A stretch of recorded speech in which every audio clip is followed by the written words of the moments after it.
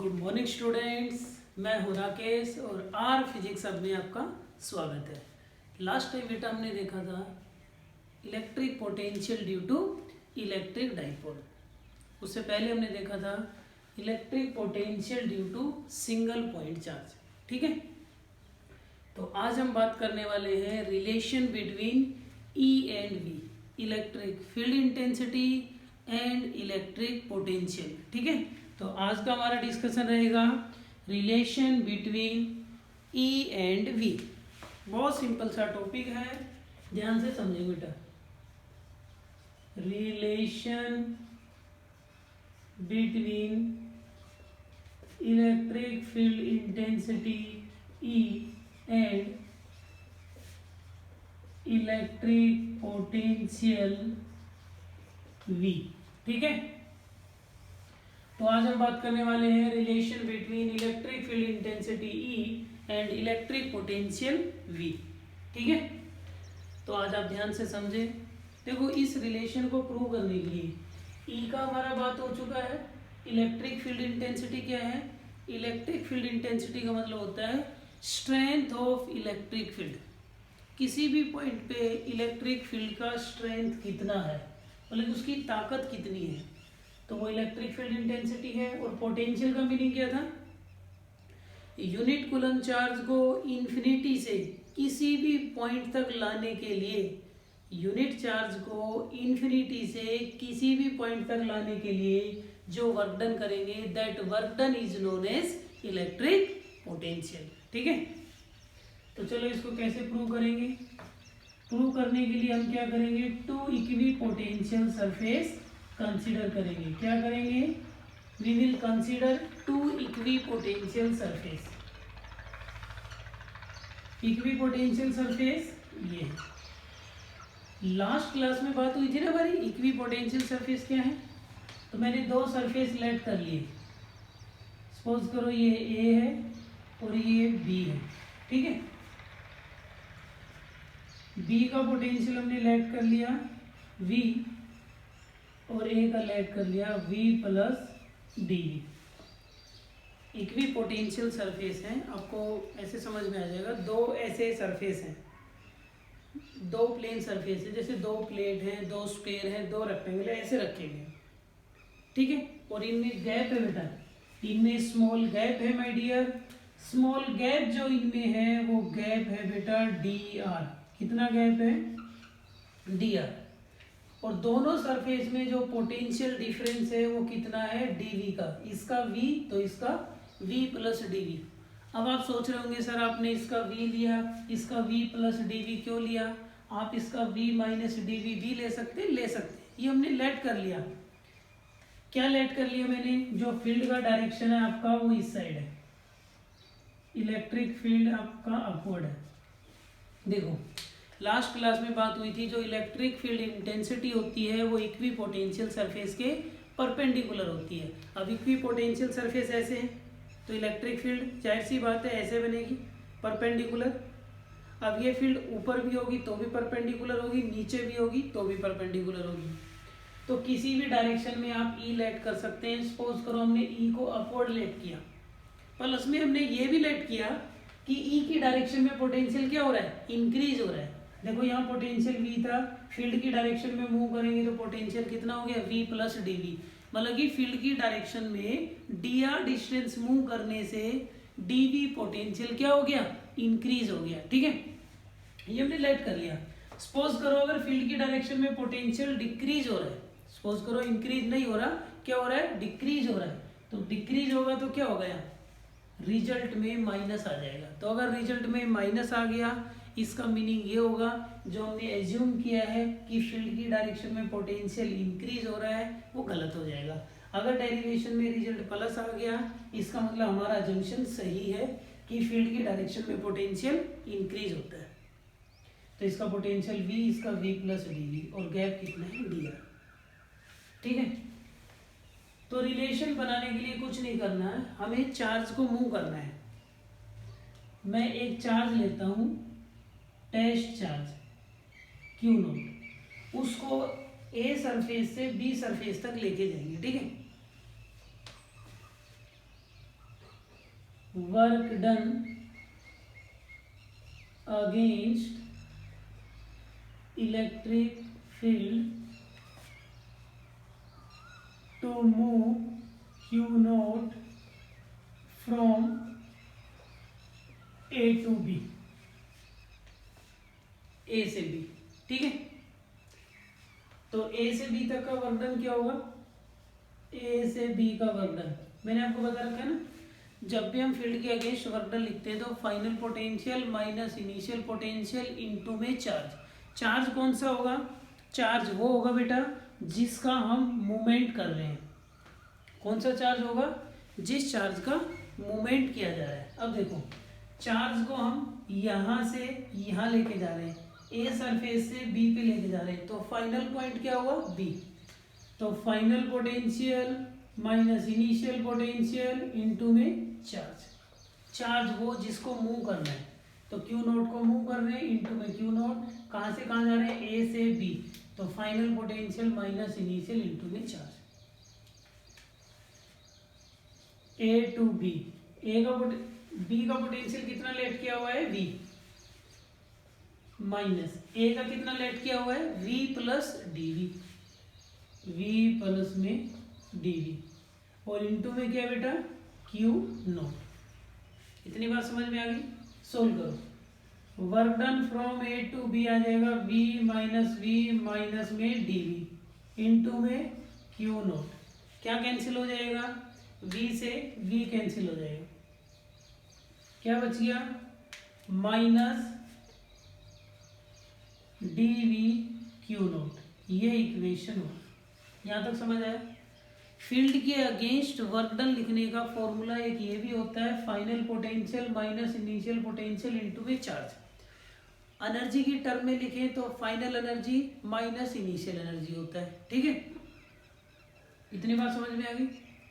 अब work done लिखने का एक फॉर्मूला और होता है ना एफ डॉट डी आर, तो एफ डॉट डी आर से भी लिख सकते हैं। अगेंस्ट ही लिख रहे हैं, एक वर्क डन का फॉर्मूला और है ए टू बी, तो ये हो जाएगा F external dot D R small work done. अब आप सोच रहे होंगे सर इंटीग्रेशन करेंगे तो टोटल वर्क डन आएगा, ये डी आर ही टोटल डिस्प्लेसमेंट ही डी आर है, तो ए से बी तक का डिस्प्लेसमेंट डी आर ही है, तो ये हमारा टोटल वर्क डन ही आ जाएगा। सपोज करो हमें ए से बी तक जाना होता और काफ़ी गैप होता, तो ये स्मॉल देन इंटीग्रेशन, अब ये टोटल ही होगा ना बेटा, क्योंकि हमारा टोटल डिस्प्लेसमेंट ही डी आर है, तो वर्क डन भी टोटल आ जाएगा। अब देखो चार्ज को आप लेके जा रहे हैं ए से बी और इलेक्ट्रिक फील्ड अपवर्ड, तो मुझे बताओ इलेक्ट्रिक फोर्स किस साइड एक्ट करेगा, what is the direction of electric field intensity, क्या डायरेक्शन होगा।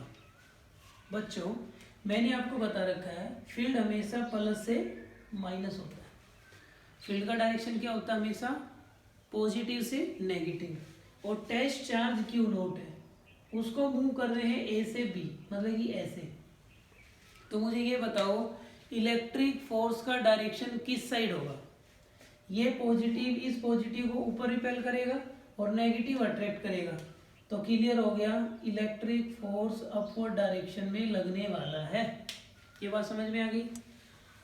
और इलेक्ट्रिक फोर्स जो पॉजिटिव चार्ज पे एक्ट करता है वो हमेशा फील्ड की डायरेक्शन में ही लगता है, नेगेटिव चार्ज पे अपोजिट। अब इलेक्ट्रिक फोर्स ऊपर है तो एक्सटर्नल फोर्स का डायरेक्शन क्या होगा, what is the direction of external force, external force का डायरेक्शन हो जाएगा डाउनवर्ड। तो इलेक्ट्रिक फोर्स आपका अपवर्ड है, एक्सटर्नल फोर्स आपका डाउनवर्ड हो गया। अब मुझे ये बताओ हम जा रहे हैं ए टू बी, डायरेक्शन क्या है ए टू बी, तो ए टू बी मूव करेंगे तो एक्सटर्नल फोर्स किधर है डाउनवर्ड डायरेक्शन में, और हमारा डिस्प्लेसमेंट भी किधर है डाउनवर्ड डायरेक्शन में, दिख रहा है ना। एक्सटर्नल फोर्स डाउनवर्ड होगा और जब हम ए से बी मूव करेंगे डिस्प्लेसमेंट भी डाउनवर्ड होगा, थीटा कितना हो जाएगा, तो हो जाएगा work done from A to B, ये हो जाएगा F external D R cos zero, समझ आ गया। कोस जीरो क्या हो जाएगा 1 हो जाएगा। इलेक्ट्रिक फोर्स और एक्सटर्नल फोर्स का मैग्नीट्यूड क्या है सेम, भाई इनकी डायरेक्शन ही तो अपोजिट है। मैंने आपको बताया था जब भी हम वर्क डन करते हैं तो किसी भी बॉडी को मूव करते हैं तो कांस्टेंट स्पीड से मूव करते हैं, मतलब कि उसकी स्पीड या वेलोसिटी चेंज नहीं होनी चाहिए, उसमें एक्सेलरेशन जीरो होना चाहिए। एक्सेलरेशन जीरो होने का मतलब नेट फोर्स जीरो होना चाहिए। नेट फोर्स जीरो कब होगा? जब हम इक्वल एंड अपोजिट फोर्स लगाएं। तो मैग्नीट्यूड वाइज सेम होगा बेटा। अगर वेक्टर फॉर्म में यहाँ रिप्लेस करता तो माइनस एफ ही लिखता मैं। तो अब इसको कैसे करेंगे?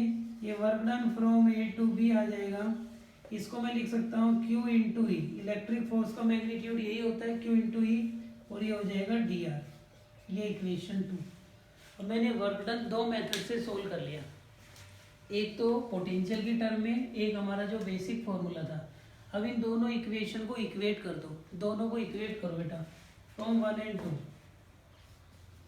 फ्रॉम इक्वेशन 1 एंड 2, 1 और 2 से देखेंगे तो बेटा देखो ए बी का वर्क डन ये रहा, ये कितना आ गया, और एक वर्क डन ये रहा। तो यहाँ से ले लेते हैं Q naught E D R, और यहाँ से कितना आ जाएगा minus D V Q naught. Q naught से क्यू नॉट कैंसिल हो जाएगा, ई क्या आ जाएगा minus D V by D R. तो ई का वैल्यू आ गया minus D V by D R. ये रिजल्ट है। This is the relation between E and V. Electric field और पोटेंशियल में रिलेशन आ गया। अब इसमें कंक्लूजन देखो, इस रिजल्ट के 3 इंपॉर्टेंट कंक्लूजन है, उनको बहुत ध्यान से समझना है, जिन पे क्वेश्चन पूछे जाते हैं। और ये डेरिवेशन भी बहुत इंपॉर्टेंट है बेटा, बोर्ड के हिसाब से ये वाला जो डेरिवेशन है ये भी बहुत इंपॉर्टेंट है बच्चों। तो मैं इसके कंक्लूजन लिख रहा हूँ, ठीक है।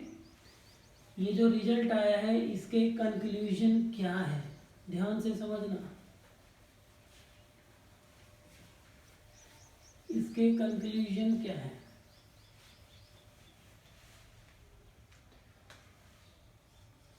कंक्लूजन, फर्स्ट कंक्लूजन इसका ये है, क्या है बोलो? नहीं बोलोगे? चलो अच्छी बात है। फर्स्ट कंक्लूजन ये है, हमने ये कंसीडर किया था कि फील्ड की डायरेक्शन में पोटेंशियल इंक्रीज होता है। ये हमने लेट किया था, एज्यूम किया था कि फील्ड अपवर्ड है, तो हमने अपवर्ड डायरेक्शन में ही पोटेंशियल इंक्रीज किया। यहाँ वी लिया तो यहाँ वी प्लस डी। अगर सपोज करो मैं डिक्रीज करके लेता, माइनस लेता, तो यहाँ रिजल्ट में आज प्लस आता। लेकिन हम जितनी चीज़ें करते हैं स्टार्टिंग हमेशा पॉजिटिव ही चीज़ों से करते हैं, ठीक है। तो हमारा एक अजम्पशन गलत हो गया कि फील्ड की डायरेक्शन में पोटेंशियल इंक्रीज नहीं डिक्रीज होता है। क्यों? क्योंकि नेगेटिव साइन आ गया। तो पोटेंशियल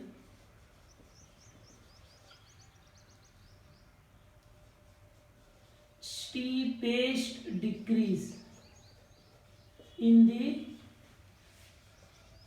डायरेक्शन ऑफ ई। ध्यान से समझना, एक वर्ड लिखा है स्टीपेस्ट, बहुत तेजी से डिक्रीज करता है। फील्ड की डायरेक्शन में जब हम मूव करेंगे तो पोटेंशियल तेजी से डिक्रीज करेगा। मेरा कहने का मतलब ये है, जैसे फील्ड इधर है, आप इधर जाओगे थोड़ा कम डिक्रीज करेगा, इधर जाओगे थोड़ा और ज़्यादा, और फील्ड की डायरेक्शन में मूव करोगे तो सबसे ज़्यादा डिक्रीज होता है पोटेंशियल, स्टीपेस्ट। तो जिस डायरेक्शन में ये होगा तो कंफर्म हो गया उस डायरेक्शन में भी डिक्रीज होगा, और वो स्टीपेस्ट, तेजी से, सबसे ज़्यादा, ठीक है। तो यही मीनिंग है नेगेटिव का। Negative sign show that, negative sign क्या शो कर रहा है? Potential steepest decrease in the direction of E. ये है इस माइनस का मीनिंग। कई बार बोर्ड में पूछा गया है कि नेगेटिव साइन का मीनिंग क्या है। तो नेगेटिव साइन का मीनिंग ये है कि फील्ड की डायरेक्शन में पोटेंशियल स्टीपेस्ट डिक्रीज करता है। आ रही है ना बात समझ में? Very good. सेकंड देखो, सेकंड मैंने प्रॉपर्टी में पढ़ाया था, याद है? अगर इक्वी पोटेंशियल सरफेसेज में गैप कम होगा तो फील्ड स्ट्रॉन्ग होगा, और गैप ज़्यादा होगा तो फील्ड वीक होगा। यही था हमारा। अब ध्यान से देखो, ये है गैप, ये दो इक्वी पोटेंशियल सरफेस में गैप है, सपोज करो अगर गैप कम हुआ तो फील्ड स्ट्रॉन्ग होगा और गैप ज्यादा हुआ तो फील्ड वीक होगा। If gap between equipotential surface is less then electric field intensity is strong and vice versa। समझ गए? अगर इक्विपोटेंशियल सरफेस में गैप लेस हुआ तो फील्ड स्ट्रॉन्ग होगा और गैप लार्ज हुआ तो फील्ड वीक होगा।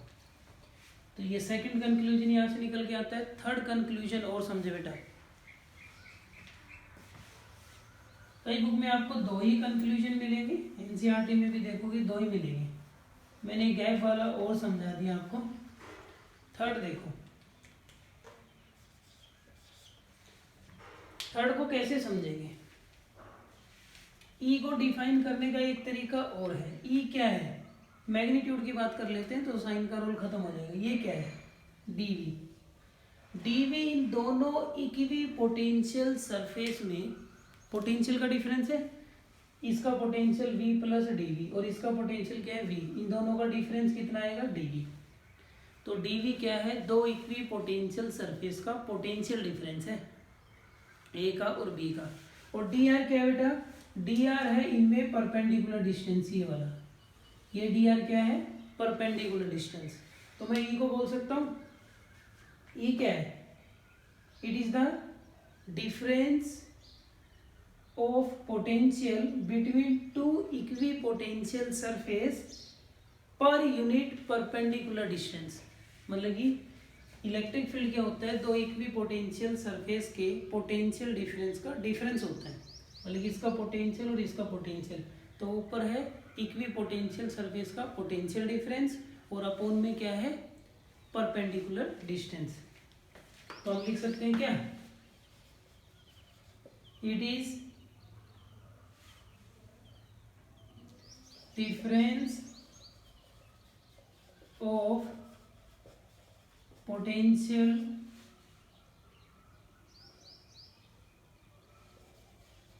per unit perpendicular distance in two equipotential surface। बोल सकते हैं ना? It is the difference of potential difference per unit में परपेंडिकुलर डिस्टेंस। तो आपको समझ आया बच्चों ई और वी में रिलेशन क्या है, और फिर इसके थ्री कंक्लूजन है। दोबारा से रिपीट कर देता हूँ। फील्ड की डायरेक्शन में पोटेंशियल स्टीपेस्ट डिक्रीज करता है, ध्यान रखना। जिस डायरेक्शन में ई होगा उस डायरेक्शन में दिमाग में सेट कर लो कि पोटेंशियल तेजी से घटेगा, कम होगा। दूसरा पॉइंट, अगर इक्विपोटेंशियल सरफेस में गैप कम हुआ तो फील्ड स्ट्रॉन्ग होगा, गैप ज्यादा हुआ तो फील्ड क्या होगा? वीक होगा। तीसरा पॉइंट, दो इक्विपोटेंशियल सरफेस में जो पोटेंशियल डिफरेंस होता है अपोन में उनमें जो परपेंडिकुलर डिस्टेंस होती है, इसका रेशियो क्या कहलाता है? Electric field. तो electric field is the ratio of potential difference between two equipotential surface and perpendicular distance between them, right? तो आपको वीडियो पसंद आ रही है तो लाइक करें, सब्सक्राइब करें। और इससे फ़ायदा क्या होगा? मैं और भी वीडियो बना रहा हूँ इस चैप्टर से रिलेटेड, जितनी भी वीडियो है वो आप देखें। किसी तरह की कोई प्रॉब्लम आ रही है तो मुझे बताएं। Thank you.